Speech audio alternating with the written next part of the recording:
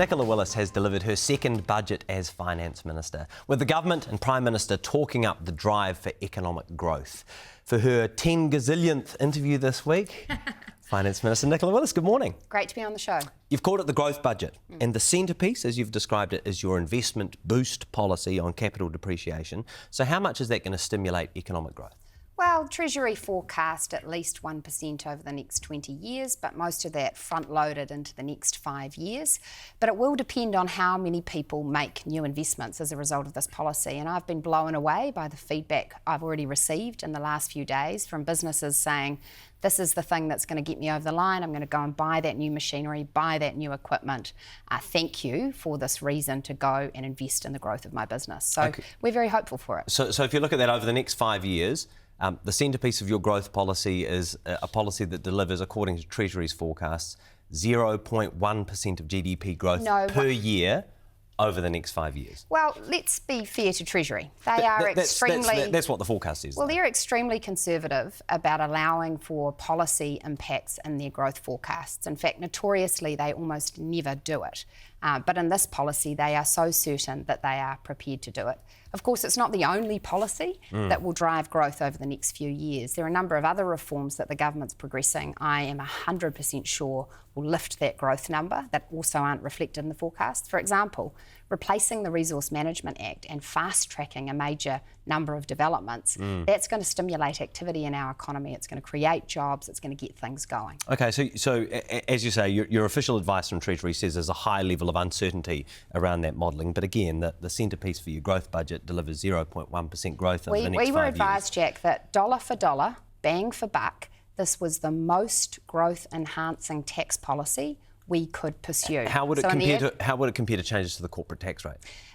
The advice we received was very straightforward. It said that this is going to be better for growth because instead of rewarding past investments and past profits, it will reward future investment. And two things are expected. One, more investments will happen, which will drive long-run productivity and wage growth.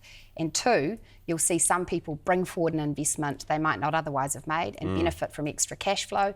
Extra cash flow equals more ability to pay workers more, equals more activity in the rest of the economy. So there's no cap on the policy at the moment, right? Which means that overseas corporations can claim it. What is to stop the biggest benefits from this policy going overseas rather than to New Zealand? Well, that depends on your philosophical outlook, because my view is if an international investor comes in as a result of this policy and decides to build a massive wind farm, yep, that business might profit, but actually New Zealanders will be better off as a consequence. We get more renewable energy, there will be people employed to both construct and run that wind farm, and it will add to regional economic activity. So we're a government that is unashamed about saying we want investment happening in our country, we want it to be domestic, but also some of it will come from overseas. And if it results in New Zealand jobs and increased New Zealand incomes, that's a good thing. So what, aside from investment boost, really distinguishes this budget in driving economic growth? The fact that we have both looked to the long term and saying what are the things that have held New Zealand's economy back for some years, and an economist would tell you that's productivity, that's savings rates, that's our fiscal position. But also that in the short term, despite having very little money left in the kitty, a very constrained set of fiscal circumstances, we've managed to prioritise and create this growth-enhancing tax policy. So total funding for tech, science and innovation has been cut in this budget by $45 million. What's that going to mean for economic growth? Well, we're making sure that the dollars we invest in science and innovation go to the right place. So we are reforming the government science system, creating much more commercialised entities, and we've kept in place the research and science tax incentive that's additional to investment boost. We expect a lot of the innovation in this economy won't just come from government, it'll come from private businesses deciding to do great things. You know, I was at the High Tech Awards on Friday night. New Zealand has some incredibly smart businesses, and not all of them depend on government science funding. Although some of our most successful businesses in recent years have benefited from the input of Callaghan Innovation, for example. So to my question, what will be the impact of cutting $45 million from science and innovation? Well, the advice that we've received is that our reforms, in terms of making sure that the investment we are making is more commercially realisable, consolidating the number of funds, will be additive to science. Right. We've relied on expert advisory groups to inform the reforms that we're doing. It's not enough to just say, I'm spending more money. That was the approach of the last government. It has to go in the right places and it has to be smart. One of the things that businesses have always complained to me about is there seems to be a lot of cash that the government has put to one side for us, but it is a maze to find it. We have to go and find the different fund here, there, everywhere, do lots of applications, hire a consultant. We want less of that, more focus on getting bang for buck. So let's look at what the growth budget is forecast to achieve at the moment. This is real GDP per capita forecast at the moment. And as you can see, pretty anemic growth for the foreseeable future. 191 New Zealanders are leaving every day to Australia. If this is the best that we can do off the back of a growth budget, why should they stay? Because, Jack, these numbers tell you things are going to feel and be a lot better than they have in the past few years. These numbers? Yes, because, Jack, by contrast, we've been in negative numbers and we have had sky-high inflation. And so what this represents is a much brighter trajectory into the future. And do I want those numbers to go higher? Do I want to have policies to go higher. in subsequent 1.8, budgets? 1.7, 1.4, that's it? Yes, but you have to look at this in the context in which we've been, in which we have had negative per capita GDP position, highly negative. So the reason people have felt like they're going backwards is that in many cases they have been. So to be coming out of that... GDP relative to being in a that's recession right. So is to be coming out positive. of that and into healthy levels of per capita growth into the future, that's going to feel remarkably different. That's going to feel like things get better this year, even better next year, and stay good into the years ahead. And then don't get quite as good in the years afterwards, according to those Treasury forecasts that we just showed you. We've got a few budgets between now and then, Jack. So we more compared opportunities. the growth forecast with those in Australia. So today, New Zealanders are about $25,000 per capita behind Australia in terms of GDP output. With your growth budget, comparing it to Australia's forecasts, 5 years from now, we're set to be $25,000 behind Australia. So you can call it a growth budget all you like, but on your forecasts, this isn't meaningfully going to close the gap. I think I get the point of your question, which is you're saying, should we be doing more to grow our economy? And my answer to that would be yes. How can you call it a growth budget when it doesn't close the gap with Australia? Because in to the whom we're losing absence of 191 New Zealanders a day. Because in the absence of the policy choices we've made, you would be seeing less growth in these forecasts. If we took the approach some of my political opponents are promoting, which is to slap more taxes on this economy, more heavy borrowing, that would threaten growth. And what I've been absolutely emphasising for New Zealanders, this is an economic recovery we're forecasting. Do not take it for granted. Alternative policy choices would put it at risk. So let's judge the budget by those words. You said the previous government was, quote, addicted to spending. I've heard that phrase a few times. And yet now that you're in the hot seat, this year government spending is actually increasing as a percentage of the overall economy. So why are you so addicted to spending? Well, what you can see with this budget is that spending as a proportion of the economy reduces significantly over time. It goes up this year though, right? Yes, it does in the short term, which reflects the fact that we have had very difficult economic conditions. But here's the... Well, so did the previous government, of course. Here's the key thing that I want you to be aware of.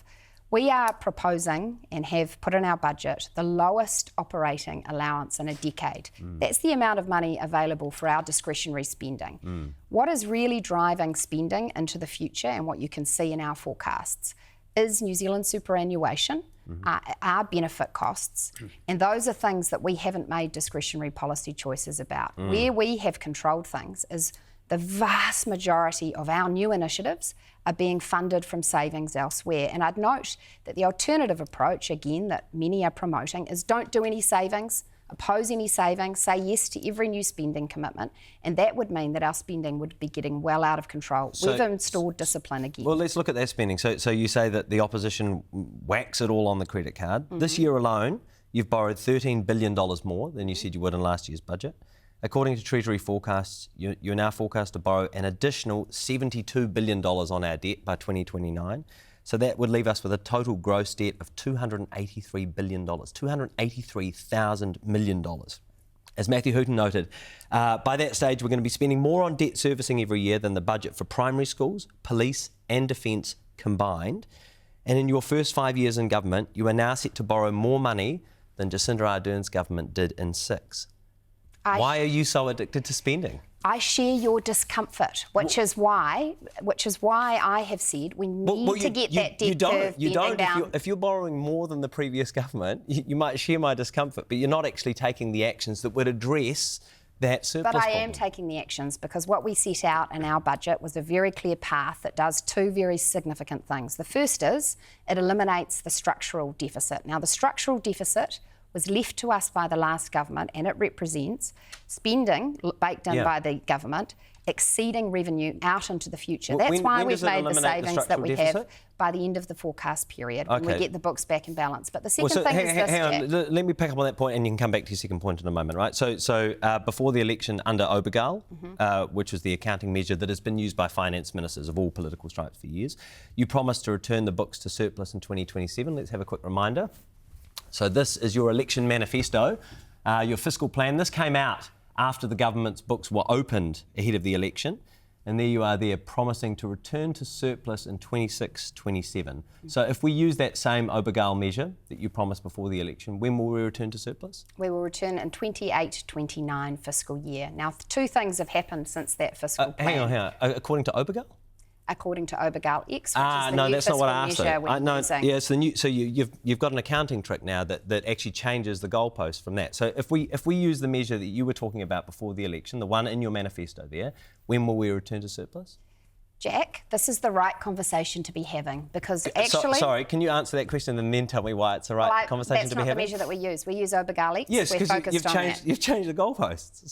So you said we would be back in surplus in 26-27 when you had all of the information from the government books that were released in pre-fu, and now we are not set to return to surplus under that same measure in the forecast period by 2030. That's right. And can I just say, this is the right conversation to be having. Because under the last government, we had more than $120 billion added to the New Zealand's debt. The interest bill on that is phenomenal. It's currently $9 billion. It's rising to $12 billion. And so we are, as a government, having to clean that up. First of all, as I've said, $88 billion. we have to get the spending under control. The gross debt was $88 billion under the previous government. Well, I'm talking about the core crown debt measure, and it has been exceeded significantly. Okay, what they did was double debt as a proportion of the GDP. Back to my question, though. You've broken that election promise, right? No, I don't consider that broken. What we presented was a fiscal plan, the broad parameters of which we have stuck to. There have been two significant economic things that have happened that it is important to remember. The first is that Treasury downgraded their optimism that they had previously had in the pre-election books. So any government sitting where we are would have faced smaller forecasts, and that affects your books. The second thing is there was this thing called Liberation Day, and the Trump tariffs and the response around the world led to a direct downgrading in New Zealand's economic forecasts, which has an impact on our books going forward. You know this as well as I do. Your SuperGold X forecast that you've been relying on were out before Liberation Day. You'd pushed it back to 2029 before Liberation Day. But actually, since the half-year... Do you accept that? No, because I want to be clear with you, because since the half-year update, which you're referring to, we were on track for our outlook to be looking better. In fact, growth had been coming back into the economy. As opposed to 2027 that you promised in the election, and only because you had that accounting trick. Now, wage growth, Treasury says, quote, changes to the KiwiSaver scheme and anticipated reduced pay equity-related government spending lowers wage growth. But you've claimed that this growth budget will boost wages for New Zealand. So who's right, you or Treasury? Because that's not the only thing that Treasury say. They do talk about the fact that KiwiSaver and pay equity on the margin will have an effect on wage growth. In the case of KiwiSaver, 0.1%. On the other hand, they acknowledge that investment boost and other policies in this budget increase wage growth. So it nets out that at the margin we're talking about 0.1%. But Treasury, like acknowledge... So 0.1% for the KiwiSaver, right? But that's going to be offset, you say, by increased wages of 1.5% over 20 years for investment boost. So Treasury's advice to me is that the effect of investment boost and other policies will be to increase wage growth between 0.1 and 0.2%. There is obviously difficulty in assessing these things because the most fundamental thing for driving wage growth is what's happening with underlying growth. And businesses who are investing more, the literature will tell you, are more likely to pay their workers more, which is why we've taken such a deliberate step with investment boost. As a result of the government's pay equity changes, thousands of low-paid workers in female-dominated sectors will be paid less in the future than they would have under the previous system. Although, of course, a form of pay equity remains, changing the rules is forecast to save the government almost $13 billion. Nicola Willis is back with us. So, this budget is totally unworkable without those savings. You didn't campaign on it, you didn't have a select committee. Why should working women in low-paid sectors believe that you've made this change for any reason other than saving the budget? Because we have kept a pay equity regime in law, we've kept all protections for equal pay, we've put aside funding to make settlements with women-dominated workforces in future, but no one campaigned, Jack, on the fact that New Zealand taxpayers, half of whom are women, were going to be expected to fund more than $13 billion worth of so-called pay equity settlements, because I'm very clear in my mind. Those settlements were no longer about correcting sex-based discrimination. The regime had become so loose and unworkable that it was being used as a Trojan horse for a number of other claims that are more properly dealt with through the normal collective bargaining process. We will continue to correct sex-based discrimination, but we won't be using this regime as a tool for dealing with other issues. So according to your advice, how many fewer workers will benefit from pay equity agreements compared to the previous system? Well, I genuinely can't give you that because that is a legal judgment. We have been advised... But something, that $13 billion in savings that you've banked has to be based on something. That's right. It's based on two things. One, we have got rid of an assumption that the previous government set up reasonably quietly in a cabinet paper in 2021 that Chris Hipkins took. They decided that they would underwrite claims that were being progressed between private sector employers and the unions. They would say that the government would be prepared to fully fund any settlements that arose. That led to a huge explosion in potential cost to the taxpayer.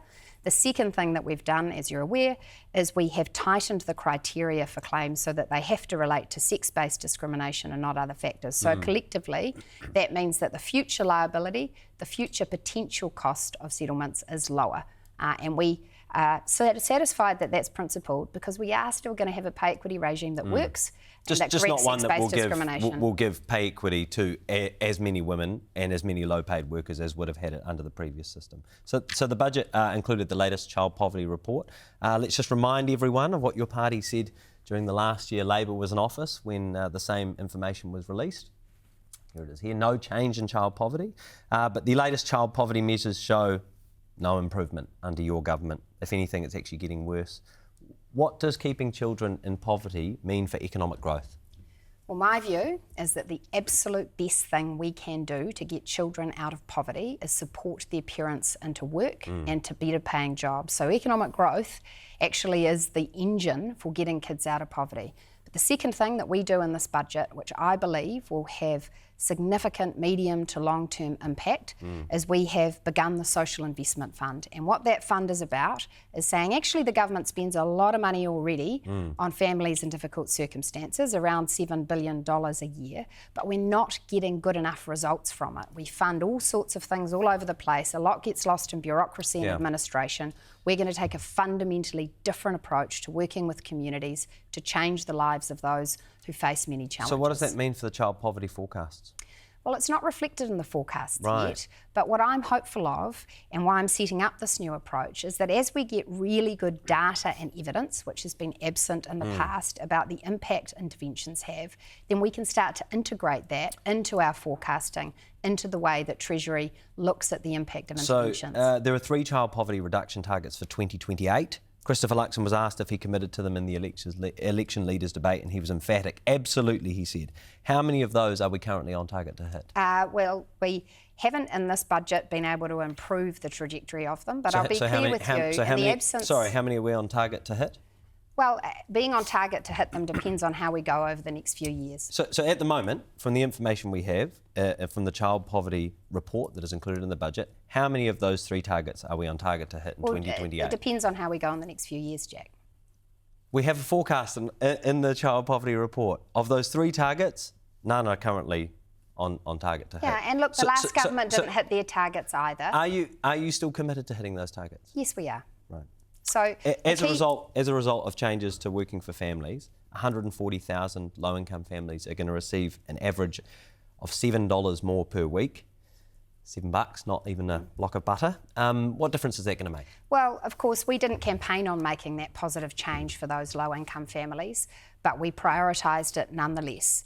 And in the absence of those changes, those families wouldn't be getting any additional income in this budget. And in fact, you might see that the child poverty results would be different. So I stand by that change, because what we have said is, in principle, we think that most people want to be independent, standing on their own feet. Sure. But where they are getting support from the government, let's target it at those who really need it, not higher income people who are probably better rewarded via the tax system. You always present this as an and/or, right? Like, we want to get people into work rather than helping them, but we can all look at the economic conditions. We can look at the unemployment forecasts, which are completely out of the control of many poor and unemployed people.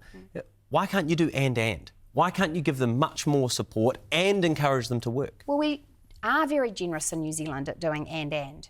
The working for families... $7 more per week is not and when we are currently on track to miss our child poverty targets. That is not the only thing that those families get. So let's be clear about what they get. They get the full range. But at the moment, Minister, we're not on target to hit those targets, right? We're not anywhere near on track to hit those 2028 targets. And as I said to you, the most fundamental thing that will help those targets is if we have a faster growing economy with lower unemployment, better wage growth. And so that is our focus. So why not have that as well as giving them more support? I mean, that might take years to trickle through. Because back to the conversation we just had earlier, Jack, you've got concern for New Zealand's debt levels, for our deficits.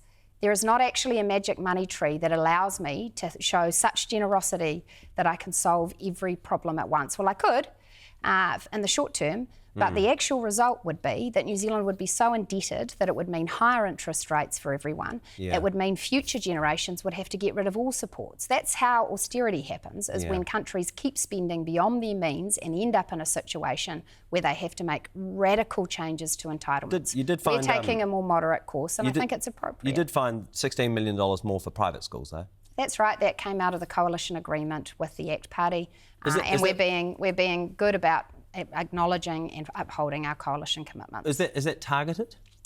I mean, you've talked about the importance of targeting all throughout this budget. Yes, that's right. Look, as I said, Jack, that reflects the coalition agreement with the ACT Party. And as I asked, is that targeted? Well, it goes to those schools that are enrolling people in private education. Yes, and so would those schools have higher income families, do you think? I mean, what, fees are $25,000 a year for a lot of those schools? Look, I expect so. I know that if David was on the show, he'd say that he's met a lot of people who have far more limited means, who choose to prioritise funding private education for their children, and he would hope that they would benefit as well. Why is it fair to means test for the government KiwiSaver contribution, but not for superannuation? Because we have a commitment as a government to universal superannuation. Now, the cost of that commitment is increasing by billions of dollars only over the next few years. Unlike Australia, where they means test superannuation, here we are keeping that universal. So what that means on the other side is, how do we make sure that KiwiSaver is a sustainable product? And by making some changes to the contributions, we can ensure that it is fiscally sustainable alongside superannuation. Your Working for Families changes will cut support for 61,000 young families, but at the same time you're increasing support for superannuitants who own their own homes. So why are older homeowners deserving of more help, but those working families are deserving of less? Well, again, this reflects our approach of focusing resources on those who need it most. So the SuperGold card rates rebate is targeted at those who are on low income, so basically just receiving superannuation. But in the case of the family changes to Best Start, all we're doing there is taking the same means testing that already exists in year 2 and 3 of that payment and restricting it so that those earning more than $97,000 a year don't receive it. So actually the two, it's very consistent with our approach, which is saying let's focus the support on those who need it most. Like private schools. Under the Paris Climate Agreement, New Zealand is on the hook for potentially billions of dollars in offshore carbon credits, which Treasury say need to be purchased within the forecast period. Those aren't accounted for anywhere in the budget. Are we still committed to those targets? Yes, we are, but Treasury have a series of accounting rules. They've actually had this reviewed by the Auditor General, and because there's not enough clarity yet in how we will meet that commitment, it's not reflected in the books. If we're to believe the spending forecast in the budget, during your next term in government, you're going to be cutting $220 million in police funding. Well, that's not correct. I saw that in someone's column, and it's just not true. I went and looked at the forecast for the police expenditure over the next term in government, and it goes down. Well, that reflects the fact that capital spending is quite lumpy, and I think you should judge us on our track record, which is that last year we increased operational funding for the police. This year we've increased operational funding for the police by $420 million over the forecast period. There's only one party in Parliament, as far as I'm aware, that wants to defund the police, and it's the Greens. So to be totally clear, are those numbers that you released in the budget, are they wrong? The numbers for the 4 years ahead represent the funding decisions we have made. Beyond that 4-year period, that represents funding decisions yet to be made in future budgets. Make no mistake, we back the police. We will ensure they have the resources they need to keep our communities safe. You're 18 months into the job now, so economic growth forecasts have consistently been downgraded. Unemployment forecasts have worsened. Debt has significantly increased. That surplus that you promised would be delivered in 2027 now won't be delivered until at least 2 years later, and only because you've changed the way it's accounted for. You sell yourself as the party of economic management, but since you took over as Finance Minister, almost all headline economic indicators have got worse. How does that make you reflect on your time in this role? Well, it hasn't been an easy run. And what I reflect on, and I think New Zealanders increasingly see it and understand it, is that we did inherit an awful fiscal and economic mess. The last government had ratcheted up spending in a completely unsustainable way. It had ratcheted up debt, and the underlying economic fundamentals for this economy hadn't improved over their time in office. I need now to take responsibility for getting that fiscal house back in order, for making sure we're bending that debt curve down and taking a fundamentally different approach that doesn't make growth second to all of the other things we might like to do, but puts growth front and centre. And I'm confident that the decisions I've made have made things better, not worse,